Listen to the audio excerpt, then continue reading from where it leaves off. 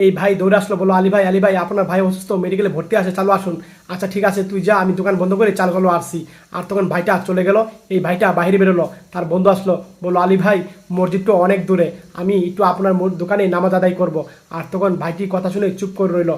আর ভাই তখন বললো ভাই অসুস্থ মেডিকেলে, আর ওই নামাজ পড়বে, এখন আমি কি করবো বুঝতেছি না। আর তখন ভাইটা চিন্তা ভাবনা করে বলল যে ও আচ্ছা ঠিক আছে আপনি নামাজ আদায় করেন, এভাবেই বলল। আর তখন ভাইটা দোকানের ভিতরে গেল। আর তখন এই ভাইটা চুপ করে দাঁড়িয়ে রইল। আর ভাইটা নামাজ শুরু করলো। আর ভাইটা নামাজ শুরু করে এক পর্যায়ে ভাইটা তখন নামাজ শেষ পর্যায়ে সালাম ফিরালো। আর সালাম ফিরে ভাইটা মুনাজাত ধরলো, বললো আল্লাহ তুমি আমাকে নামাজ কবুল করে নাও, 5 ওয়াক্ত নামাজ পড়ার তৌফিক দান করো, আর আলী ভাইয়ের মনের আশা পূরণ করো। এইভাবে আল্লাহ তখন দোয়া করছে। আর তখন ভাইটা এক পর্যায়ে দোয়া করলো আল্লাহর কাছে। আর তখন বলল আলী ভাই আমার নামাজ শেষ হয়ে গেছে, আপনি দোকান বন্ধ করে দেন। আলী ভাই ধন্যবাদ আপনাকে, এই কথা বললো। ভাই মন খারাপ।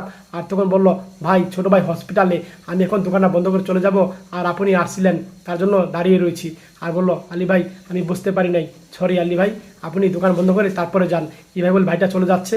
আর তখন ভাইটা দাঁড়িয়ে রইলো। আর তখন তার ভাই দৌড়ে আসলো, বললো আলী ভাই আপনার ভাই সুস্থ হয়ে গেছে, বাড়ি নিয়ে গেছি, যাওয়া লাগবে না, আপনি দোকানে থাকেন, এই কথা বললো। আর তখন ভাইটা মনে খুশি হলো। আর তখন ভাইটা দেখেন আল্লাহ তাআলা চাইলে সবই পারে। এই ভিডিওটা ভালো লাগলে শেয়ার করে দিন সবাই, মন থেকে শেয়ার করে সবাইকে দেখা সুযোগ করে দিবেন সবাই, বেশি বেশি করে শেয়ার।